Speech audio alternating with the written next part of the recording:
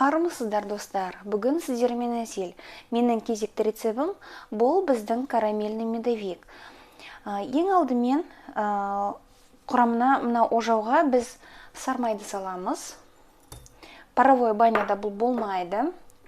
Келесі қант. Балымызды саламыз. Осы үшеуін отқа қыздырып, қант пен балды ертіп алатын боламыз майдыда.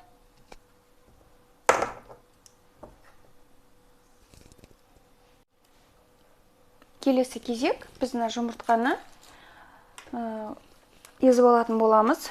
Себебі ол дайын тұру керек.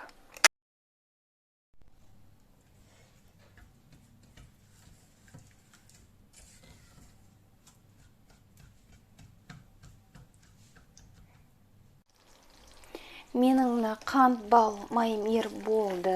Енді осыған біз сода қосатын боламыз. Соданы гастеткен міндетті түрде қажет. Если уксус жоқ болған жағдайда грамын азайтатын боласыздар. Себебі соданың дәмі нанда білініп тұратын болады. Бұны енді қайнатып, түсі карамельный болған кезге дейін қайнататын боламыз. Сол кезде оттан алып тастайсыздар. Біздің дайын болды. Мен жеке ыдысқа құйып алдым. Ожаудың басында тұра беретін болса, ол ыстық ожаумен қарайып кететін болады. Біраз су тасыздар, 1-2 минут суығаннан кейін езіліп тұрған дайын жұмыртқаны қосып, біріктіріп, біркелкі масса жасайсыздар.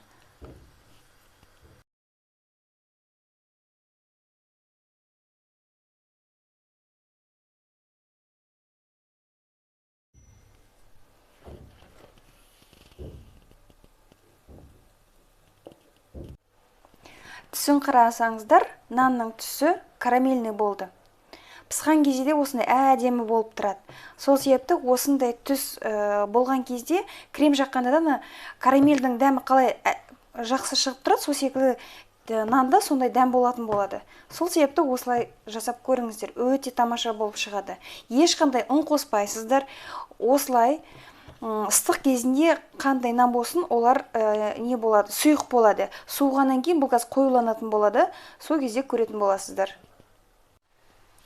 Біз қазір бұл торттың кремін жасайтын боламыз. Мен Родинаның 30%-тік қаймағын пайдаланам. Өте жақсы, кремге өте ыңғайлы. Сол себепті осымен жасауға сіздерге кеңес беремін. Таза сметананың өзінен де жасасаңыздар болады. Мен кремнің мөлшерін көбейту үшін бір 200 грамдай сливке қосатын болам. Қаймақты мен салып болдым. Енді үстіне сразу сливкиді құясыздар. Сахарный пудра қосасыздар. Сахарный пудра жоқ болса, қантпен жасаусыз да болады. Қанттың мөлшерін өздеріңіз мөлшерлейсіздер. Себебі бір адамдар орташа тәттілікті, біреулер өте тәттіні жақсы көреді. Сол себепті мөлшерге қалай жасайтын боласыздар.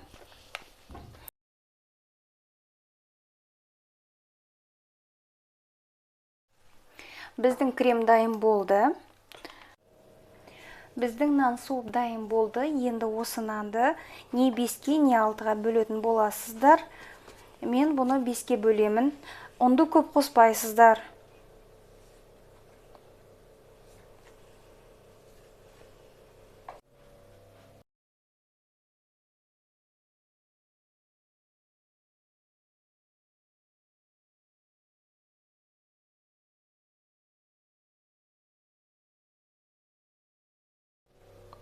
Нанды жайған кезде мен қарасаңыздар форма диаметр сызып алдым. Осы диаметрдан чуть-чуть асырасыздар. Себебі нан пісқан кезде біраз жиналатын болады. Сол кезде осы диаметрдің сызығымен бірдей болатын болады.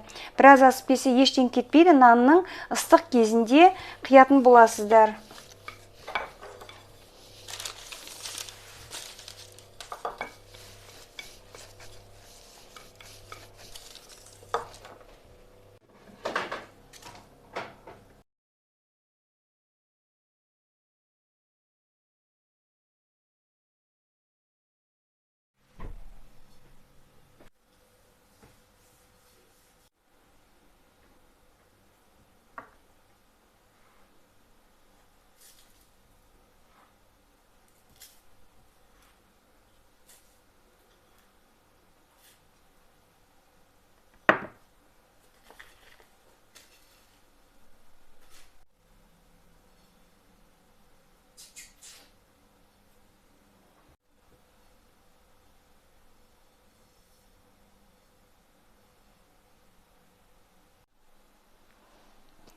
Достар, сонымен менің бүгінгі карамельный медовегім нәтижесі. Қараңыздар, шыққандай тамаша болып шықты.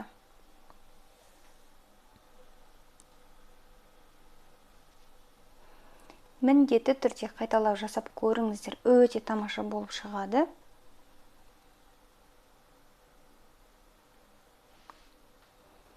Осы рецепт ұнап жатса, каналыма тіркеліп, лайк қалтырып, пікір қалтырсаңыздар болады.